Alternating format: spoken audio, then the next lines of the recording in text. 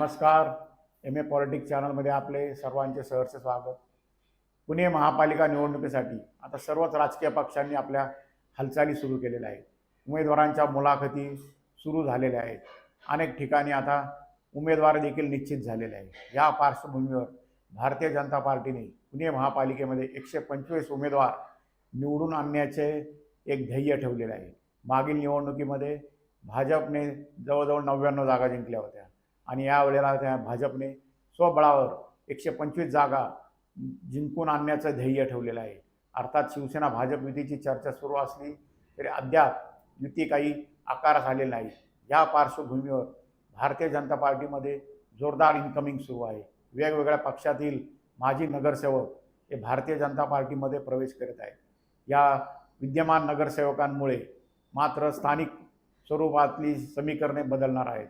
विशेषतः धनकवडी, कात्रज, वडगाव शहरी, शिवाजीनगर आणि खडकवासला या परिसरातील भारतीय जनता पार्टीच्या निष्ठावंत कार्यकर्त्यांवर या आयात केलेल्या उमेदवारांमुळे निश्चितच एक प्रकारचा अन्याय होणार आहे. कारण हे निष्ठावंत उमेदवार गेले कित्येक दिवसापासून हे निवडणुकीची तयारी करत होते, परंतु आता हे विद्यमान नगरसेवक हे पक्षात आलेले आहेत. त्या तिकिटासाठीच आलेले आहेत. त्यामुळे या लोकांना तिकीटे मिळणार आणि त्यासाठी वरिष्ठ पातळीवरील भारतीय जनता पार्टीच्या नेत्यांनी या उमेदवारांचा प्रवेश घडवून आणलेला आहे. त्यामुळे साहजिकच या निष्ठावंतांवर आता अन्याय होणार आहे. त्यामुळे निष्ठावंत काय भूमिका घेतात हे पाहणे देखील महत्त्वपूर्ण ठरणार आहे. या निष्ठावंताने एकतर गप्पा बसणे किंवा अन्य पक्षामध्ये जाऊन उमेदवारी मिळवणे हे दोनच प्रकारचे मार्ग आता शिल्लक आहेत.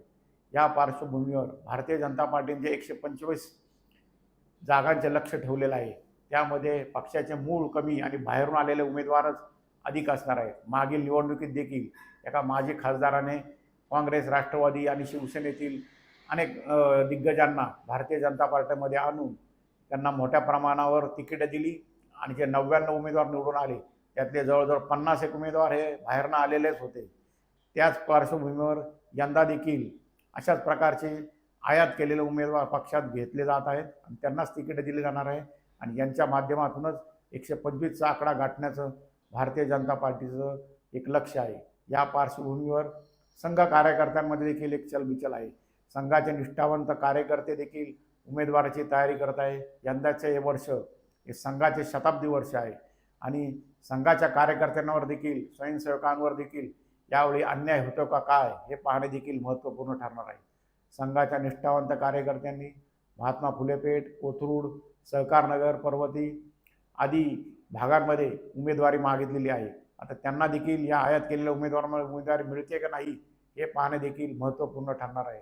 त्यामुळे आगामी या महापालिका निवडणुकीत निष्ठावंत कार्यकर्त्यांबरोबर संघसेवकांची भूमिका देखील महत्त्वपूर्ण ठरणार आहे.